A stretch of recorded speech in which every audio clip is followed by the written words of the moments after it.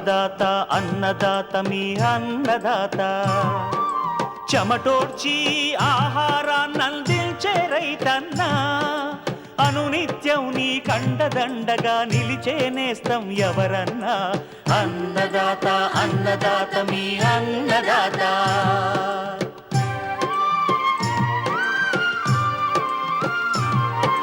నూతన రీతుల సాగుబడికి నూరింతలు పెరిగే దిగుబడికి సూచనలిచ్చే సస్య రక్షణకు పశు పోషణకి శాస్త్ర విజ్ఞానం అందించి ముందుకు నడిపే తెలుగు రైతు భారతదేశానికి మకుటం అయ్యేలా తీర్చిదిద్దే ఆశయంతో మిమ్ము మేలు కొలిపేది అన్నదాత అన్నదాత అన్నదాత మీ అన్నదాత అన్నదాత అన్నదాత మీ అన్నదాత.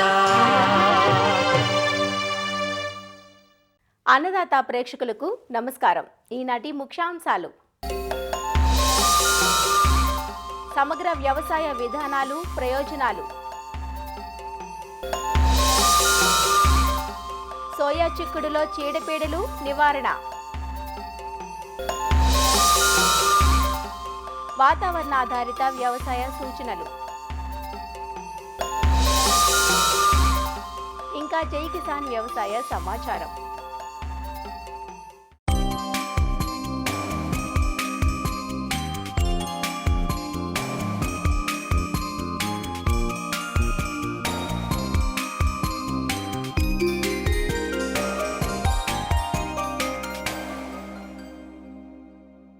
స్వల్పకాలంలో పంట చేతికొచ్చి మంచి రాబడిని ఇచ్చే పంటగా సోయా చిక్కుడు రైతుల ఆదరణ పొందుతోంది.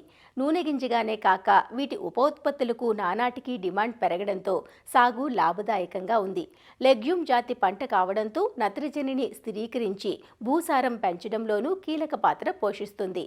మధ్య తెలంగాణ, ఉత్తర తెలంగాణ జిల్లాల్లో సోయా చిక్కుడు సాగు విస్తీర్ణం ఎక్కువ. ఈ ప్రాంతాల్లో సాగు చేసిన పైరు ప్రస్తుతం పెరుగుదల దశలో ఉంది. ఇటీవల కురుస్తున్న అధిక వర్షాల వల్ల సోయా చిక్కుడులో చీడపీడల సమస్య పెరిగింది. ముఖ్యంగా కాండం తొలుచు ఈగ, పొగాకు లద్దె పురుగు, రసం పీల్చు పురుగులతో పాటు పల్లాకు, ఆకుమచ్చ తెగుల నష్టం కనిపిస్తోంది.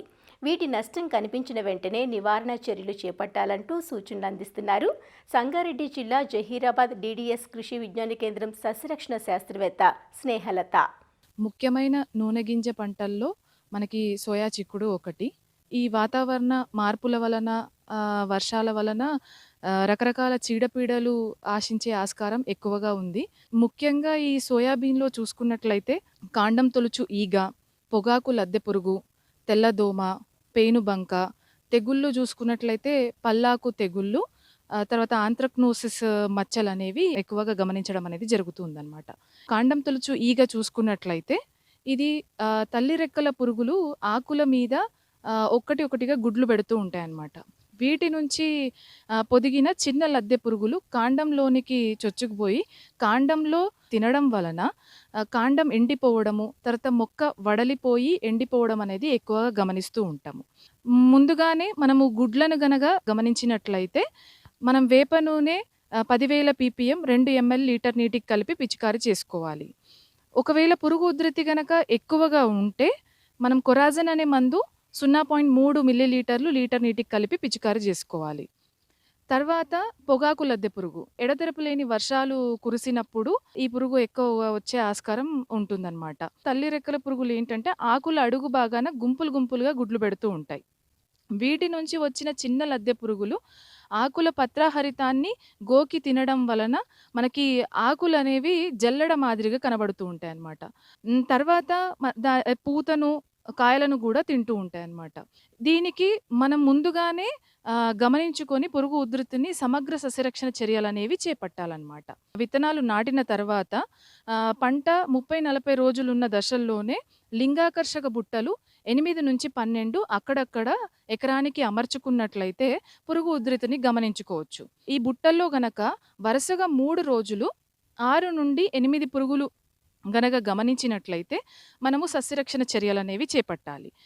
మొక్కలపైన వీటి గుడ్ల సముదాయాన్ని మనం గమనిస్తే దూరంగా పీకి తొలగించడం అనేది చేసుకోవాలి, పీకి పడేసి. తర్వాత వేప నూనె గానీ, లేకపోతే వేప గింజల కషాయం గానీ 5% పిచికారీ జేసుకోవాలి. చిన్న లద్దె దశలు గనక గమనిస్తే, మనం జీవ నియంత్రణ పద్ధతులలో బాసిల్లస్ తురింజెనిసిస్ 5 ఎంఎల్ లీటర్ నీటికి కలిపి పిచికారీ జేసుకోవాలి. పురుగు ఉధృతి గనక ఎక్కువగా ఉంటే మాత్రం మనం అసిఫేట్ అనే మందు 1.5 గ్రాములు లీటర్ నీటికి కలిపి పిచికారీ జేసుకోవాలి. లేదా ప్రొఫెనోఫాస్ అనే మందు 2 ఎంఎల్ లీటర్ నీటికి కలిపి పిచికారీ జేసుకోవచ్చు. తర్వాత ఏంటనంటే మనకెక్కువగా వచ్చేది పల్లాకు తెగులు అని అంటాం. ఇది ఎక్కువగా మటుకు మనకి తెల్లదోమ ద్వారా వ్యాపిస్తూ ఉంటుంది. ఈ పల్లాకు తెగులు సోకిన మొక్కలు ఆకులనేవి లేత పసుపు రంగులో కనబడుతూ ఉంటాయి. తర్వాత ఆకులు ముడుచుకుపోయి పసుపు రంగుకు మారిపోయి మొత్తం ఆకు ఎండిపోయినట్టు, పంట ఎండిపోయినట్టు దూరం నుంచి చూస్తే అట్లా కనబడుతూ ఉంటదనమాట. పల్లాకు తెగుళ్ళనేవి తెల్లదోమ ద్వారా వ్యాపిస్తున్నాయి గనక ఈ తెల్లదోమని మనం కంట్రోల్ చేసుకోవాల్సి ఉంటది.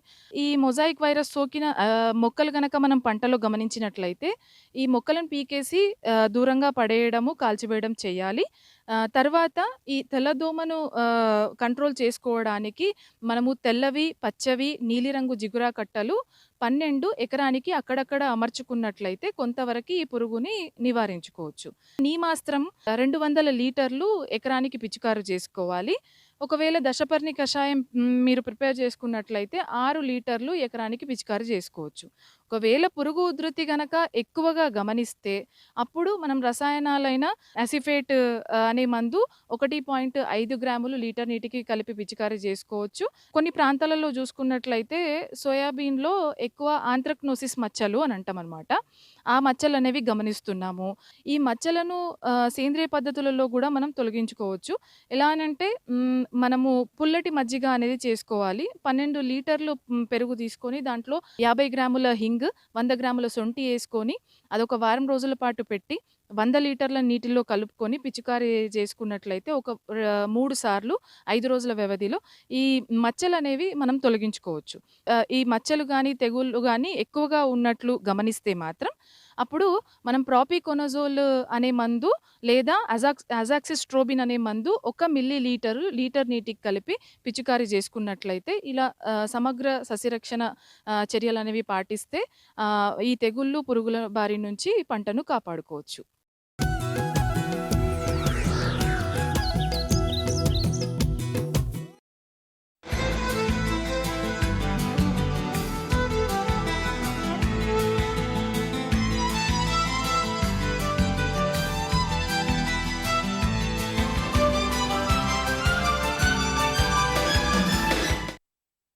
మారుతున్న వాతావరణ పరిస్థితులు, సాగులో ఎదురవుతున్న ప్రతికూలతలు, పురుగులు, తెగుళ్లు, పెరిగిన పెట్టుబడులు, తరుగుతున్న రాబడులు, అందని గిట్టుబాటు ధరలు ఇలా పలు సమస్యలు నలుమూలల నుంచి అన్నదాతలను చుట్టుముడుతున్నాయి.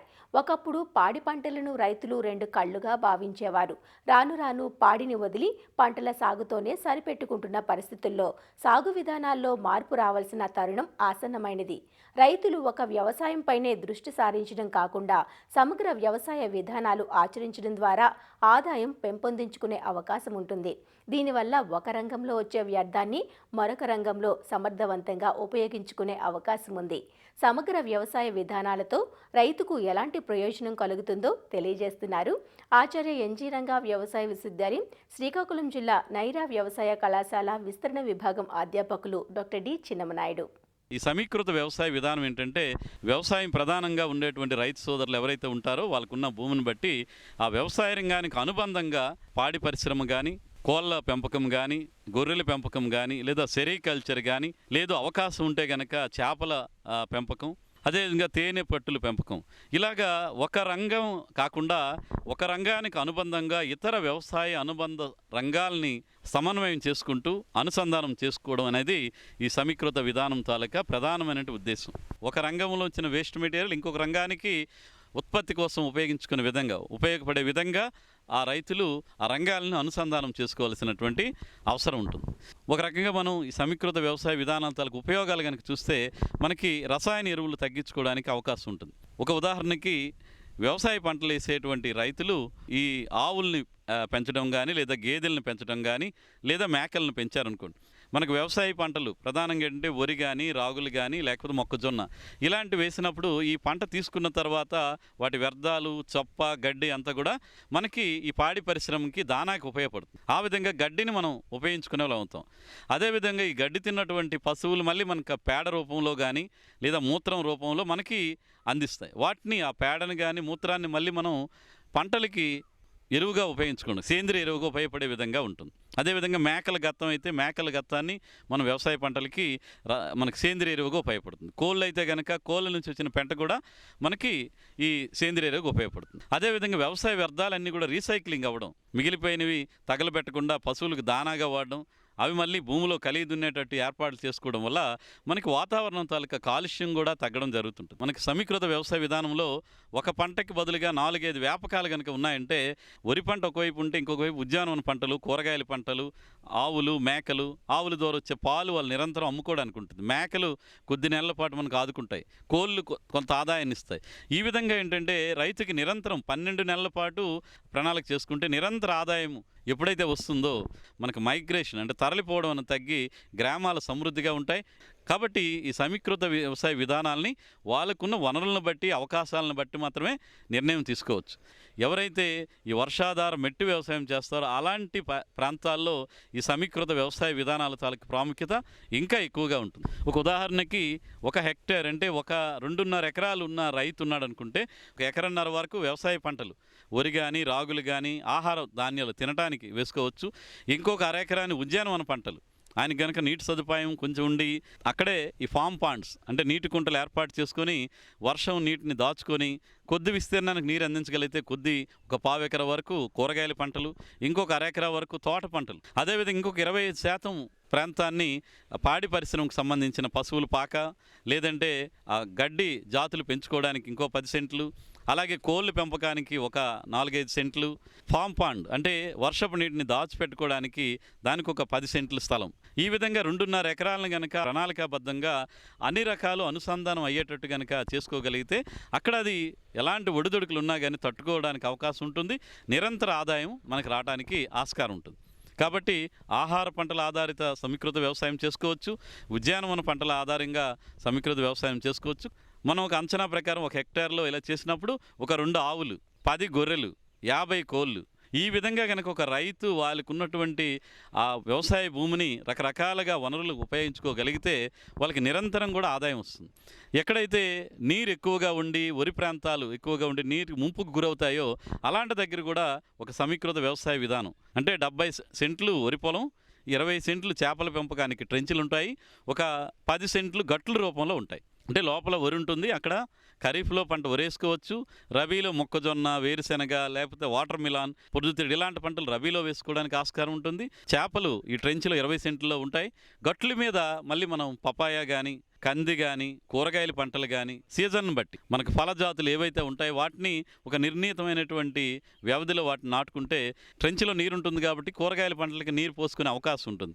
ఈ పండ్ల జాతులు పపాయ వాటికి కూడా చేసుకోవచ్చు, లేదంటే బనానా మనకు అరటి వేసుకోవడానికి కూడా గట్ల మీద వేసుకోవచ్చు. ఈ సమీకృత వ్యవసాయ విధానాలు ఎక్కువగా చిన్న సన్నకారు రైతులకే బాగా ఉపయోగపడతాయి. ఇంకొక విషయం ఏంటంటే ఈ వ్యవసాయ పంటలతో పాటుగా మనం తేనె పెట్టెల పెంపకం కూడా, తేనె పురుగుల పెంపకం, ఇవి కూడా మనకు ఉన్నటువంటి 2.5 ఎకరాల విస్తీర్ణంలో పంటలను బట్టి 2 తేనె పెట్టెలను కనుక పెట్టుకోవటం, వీటి వల్ల ఏంటంటే తేనె పురుగులు మనకి తెలుసు ఈ పంటల్లో ఈ ఫలదీకరణం జరిగి మంచి దిగుబడులు గింజ తయారవడానికి, ఫలదీకరణం బాగా జరగడానికి మనకి సహకరిస్తాయి. అదేవిధంగా ఈ తేనె పెట్టెల ద్వారా మనకి తేనె కూడా బయటకు వస్తుంది. పంట దిగుబడులు ఒక 10-15% పెరగడానికి ఈ తేనె పురుగులు మనకు సహకరిస్తాయి. అదేవిధంగా సెరికల్చర్ అవకాశం ఉంటే సెరికల్చర్. కాబట్టి ఈ అనుసంధానం చేయడం అనేది రైతు ఆలోచనకు తగ్గ చేసుకోవాలి. వీటి మీద ఇంకా అవగాహన కావాలనుకుంటే మన కృషి విజ్ఞాన కేంద్రాలు, వ్యవసాయ శాఖ, ఉద్యానవన శాఖ అధికారులు మీరు సంప్రదించాలి. భారతీయ వ్యవసాయ పరిశోధనా మండలి, అదేవిధంగా వ్యవసాయ విశ్వవిద్యాలయాలు కూడా వీటి మీద శిక్షణలు కూడా ఇవ్వడం జరుగుతుంది. కాబట్టి రైతులు ఈ ఏక పంటలు ఒకే పంట కాకుండా సమీకృత వ్యవసాయ విధానాలని అవలంబించడానికి ప్రయత్నం చేయాలి.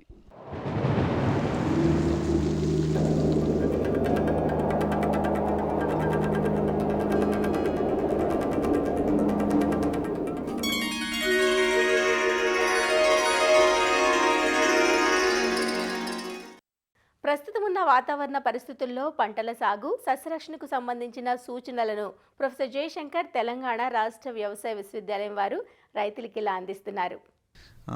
అధికంగా అంటే బంగాళాఖాతంలో ఏర్పడిన అల్పపీడనం వల్ల అధిక వర్షాలు కురుస్తాయని అనేటువంటి సమాచారం వాతావరణ శాఖ నుంచి ఉన్న నేపథ్యం లోపల ముఖ్యంగా వరంగల్, హన్మకొండ, జనగాం, మహబూబాబాద్ ఈ 4 జిల్లాల లోపల రెడ్ అలర్ట్ కూడా వాళ్ళు చెప్పడం జరిగింది.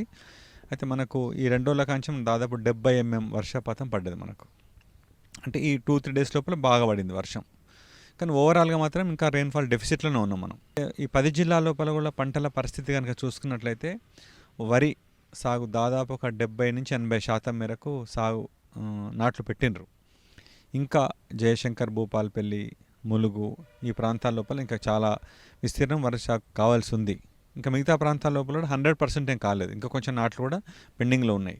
సో కాబట్టి ఈ సందర్భంగా రైతులకు తెలియజేసేది ఏంటంటే మనకు ఆగస్టు 31 లోపల నాట్లు అయిపోవాలి. అంటే ఇప్పుడు నారు పోసుకునే అవకాశం లేదు. ఇప్పుడు నాటు పెట్టుకోవాలి, నీళ్ళు ఇవాళ రేపట్లో నీళ్ళు వస్తే కనుక వరి సాగు చేసుకోవాలనుకుంటే మనకున్న ఒకే ఒక మార్గం ఏంటంటే వెదజల్లే పద్ధతి. అంటే దుక్కి చేసుకొని దాంట్లోపల మొలకెత్తినటువంటి విత్తనాలను చల్లడం, అదొకటే పద్ధతి మనకు ఉంది. అది కూడా మనకు తొందర చేసుకోవాలి, ఎందుకంటే 31 ఆగస్టు లోపల అయిపోవాలి మనకు. సో ఎక్కడ నారులు ముదిరిపోయి ఉంటే కనుక దానికి మాత్రం తప్పనిసరి ప్రత్యేకమైనటువంటి యాజమాన్య పద్ధతులు, అంటే కొంచెం ఒక్కొక్క కుదురుకు 4-5 మొక్కలు ఉండేటట్టు చూసుకోవడం, దగ్గరగా కుదుర్లు ఉండేటట్టు చూసుకోవడం. అంతకంటే ముఖ్యంగా కూడా సిఫారసు చేసినటువంటి నత్రజని అంటే యూరియా ఎరువులను 3 దఫాలుగా కాకుండా 2 దఫాలుగా వేసి తొలి దశలోనే ఎక్కువ మొత్తం లోపల వేయడం. చాలా ప్రాంతాల లోపల నాట్లు పెట్టింది కాబట్టి ఒక 20 రోజుల లోపు వయసున్న వరి నార లోపల ఎకరానికి ఒక 10 కిలోల చొప్పున కార్బోఫిరాన్ గుళికలు వేసుకున్నట్లయితే మొగిపురుగు ఆశించకుండా ఉండేటువంటి అవకాశం ఉంది. ముఖ్యంగా పల్సరి నీళ్ళు పెట్టుకొని గుళికలు వేసుకోవాలి. కలుపును మాత్రం వెంటనే కలుపు మందులతోటి సస్యరక్షణ చర్యలు చేపట్టి తొందర కలుపు లేకుండా చూసుకోవాలి. ఒకసారి కలుపు కొంచెం పెరిగిన తర్వాత కూలీలు దొరకకపోయినప్పుడు కలుపు మందులతో కంట్రోల్ చేద్దంటే కష్టమవుతుంది. 15 to 20 days దాటిందంటే కలుపును మనం కలుపు మందుతో కంట్రోల్ చేయలేం మనం. ఒకవైపు మనుషులు దొరకరు. సో కాబట్టి తొలి దశలోనే కలుపు మందులతో నివారించుకున్నట్లయితే మనకు ఆ ఇబ్బంది ఉండదు. అది కూడా రైతులు పాటించాలి. ముఖ్యంగా పత్తి లోపల ఏంటంటే చాలా ప్రాంతాల్లో ఈ ప్రతికూల పరిస్థితులు ఉన్నాయి కాబట్టి వర్షం బాగా పడతలేదు కాబట్టి యూరియానికి ఇట్లా ఫర్టిలైజర్స్ వేయకపోవడం చేత అంటే భూమిలో పదును లేనప్పుడు ఎరువులు వేయడం కుదరదు వాళ్ళకి. అందుకని పంట ఎదుగుదల చాలా తక్కువగా ఉన్నది. అయితే నిన్న మొన్న కురిసినటువంటి వర్షాలకు రైతులు ఎరువులు వేస్తారు. ఒకవేళ దొరికినట్లయితే యూరియా గిట్లా వెంటనే వేసుకోవాలి, లేకపోతే పైన పిచికారి చేస్తారు మందులు. అంటే 319 కానీ లేదా 1945 కానీ ఇట్లాంటి నీళ్ళల్లో కరిగేటువంటి ఎరువులు, లేదా ఈవెన్ యూరియా అయినా సరే 1 లీటర్కి 20 grams చొప్పున కలుపుకొని పైన పిచికారి చేసుకున్నట్లయితే పంట ఎదుగుదల మంచిగా ఉంటుంది. వర్షం పడ్డ కాడ మాత్రం వెంటనే కలుపు నివారణ చర్యలు చేపట్టి పైపాటుగా ఈ నీళ్ళలో కరిగేటువంటి ఎరువులు పిచికారి చేసుకుంటే మంచిది. ఇంకా కూడా యూరియా ఎక్కడన్నా గట్ల రైతులకు ఇబ్బంది ఉండి దొరకకపోతే దానికి ప్రత్యామ్నాయంగా ఇప్పుడు నానో యూరియా ఇట్లాంటివి కూడా పిచికారీ చేసుకోవచ్చు. వాళ్ళు చేసుకున్నట్లయితే కొంత యూరియాను దొరికేంత వరకు పంటను మనం ఎలాంటి ఇబ్బంది పడకుండా కాపాడుకోవచ్చు. ఇప్పుడు వాతావరణం కొంచెం క్లౌడీగా ఉంటుంది, వర్షం పడుతూ ఉంటుంది కాబట్టి మచ్చలు ఇట్లాంటి ఆకు మచ్చలు ఇట్లా రావచ్చు. సో దాంట్లో కేవలం శిలీంద్రనాశనలు అంటే M45 కానీ కార్బండిజం కానీ M45+ కార్బండిజం కలిసి ఉండే మందులు కానీ హెక్సాకోనజోల్, ప్రొపికోనజోల్ ఇట్లాంటి మందులు ఏదైనా ఒకటి పిచికారీ చేసుకున్నట్లయితే ఇవి బ్యాక్టీరియా సైడ్ అంటే మామూలుగా స్టెప్టోసైక్లిన్ ఇట్లాంటి కలిపి పిచికారీ చేసుకున్నట్లయితే ఈ చల్లటి వాతావరణం లోపల తెగుళ్ళు రాకుండా కాపాడుకునేందుకు అవకాశం ఉంది. సో ఇంకా మిగతా పంటలు అంటే ముఖ్యంగా అపరాలు అవన్నీ కూడా ఇప్పుడు శాఖీయ దశలు ఉన్నాయి, వాటికి పెద్దగా యాజమాన్యం అవసరం లేదు. సో కలుపు ఒకటి లేకుండా చూసుకుంటే మంచిది. పెద్ద చీడపీడలు ఆశించినట్టు ఇక్కడ సమాచారం లేదు. శాస్త్రవేత్తలందరూ కూడా డయాగ్నోస్టిక్ ఫీల్డ్ విజిట్ వెళ్తూ ఉన్నారు.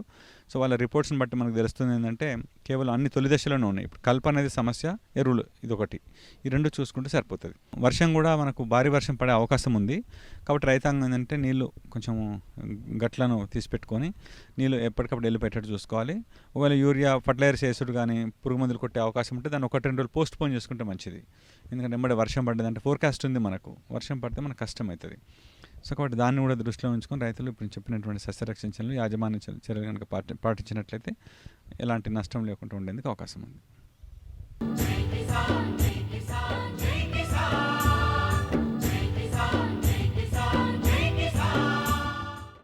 వ్యవసాయ సమాచారం ఇప్పుడు జై కిసాన్లో చూద్దాం. 79వ స్వాతంత్ర దినోత్సవం సందర్భంగా తెలంగాణలోని సంగారెడ్డి పరేడ్ మైదానంలో అధికారులు స్టాళ్లను ఏర్పాటు చేశారు. వ్యవసాయ, ఉద్యాన, మత్స్య, పశుసంవర్ధక శాఖ ఆధ్వర్యంలో స్టాళ్లను ఏర్పాటు చేసి సేవలు, పథకాల గురించి వివరించారు. భూసారం పెంపు, సహజ ఎరువుల వాడకం, పంటల సాగులో చేపట్టాల్సిన సస్యరక్షణ పద్ధతుల వంటి వాటిపై పలు విషయాలను తెలియచేశారు. రసాయనిక ఎరువులను తగ్గించుకునే విధంగా పలు సూచనలు అందించారు. ఈ సందర్భంగా ఏర్పాటు చేసిన పలు రకాల స్టాళ్లు అందరినీ ఆకర్షించాయి. కోళ్లు, పట్టుపురుగుల పెంపకం, వివిధ రకాల గ్రాసాలు, వర్మీ కంపోస్ట్, జీవన ఎరువులతో పాటు పలు రకాల ఉద్యాన ఉత్పత్తులను ప్రదర్శనకుంచారు. 79వ స్వాతంత్ర దినోత్సవం సందర్భంగా స్టాలు పెట్టడం జరిగింది. మరి శకటం కూడా పెట్టడం జరిగింది. శకటానికి అవార్డు కూడా వచ్చింది ఈరోజు. Soil testing lab, farmers training centre, తర్వాత బయాలజికల్ కంట్రోల్ ల్యాబ్, మరి తర్వాత విత్తన శుద్ధి కూడా చేసుకోవడానికి పెట్టాము. తర్వాత వర్మీ కాంపోస్టు, ఇవన్నీ మనం ఏంటంటే కెమికల్ ఫర్టిలైజర్ వాడకుండా న్యాచురల్గా పద్ధతిగా కొంచెం పెంచడానికి, యూరియా తగ్గించడానికి ప్రయత్నిస్తున్నామండి. సూడోమోనాస్ ఇప్పుడు డిసీజెస్ని కంట్రోల్ చేయడమే కాకుండా అది గ్రోత్ ప్రమోటర్గా కూడా బాగా పనిచేస్తుందండి. అది నేలలో స్థిరీకరింపబడిన భాస్వరము, ఇనుము అలాంటి వాటిని బాగా సాల్యుబలైజ్ చేసి మొక్కకు అందేలాగా చేస్తుంది. ప్లస్ ఇది ఆక్సిజన్ అలాంటి హార్మోన్స్ని ప్రొడ్యూస్ చేసి మొక్క ఎదుగుదలకి బాగా తోడ్పడుతుంది. Government of India NFSM scheme కింద, నేషనల్ ఫుడ్ సెక్యూరిటీ మిషన్ అని, దాని కింద మాకు ప్రొడక్షన్ చేయమని వస్తుందన్నమాట. ఇండెంట్ ఇస్తారు. దాని ప్రకారం మేము ప్రొడక్షన్ చేసి జిల్లాలకి ట్రాన్స్పోర్ట్ చేస్తాం. ట్రైకోడర్మా 100 రూపాయలు పర్ కేజీ అండి, సూడోమోనాస్ 150 రూపాయలు.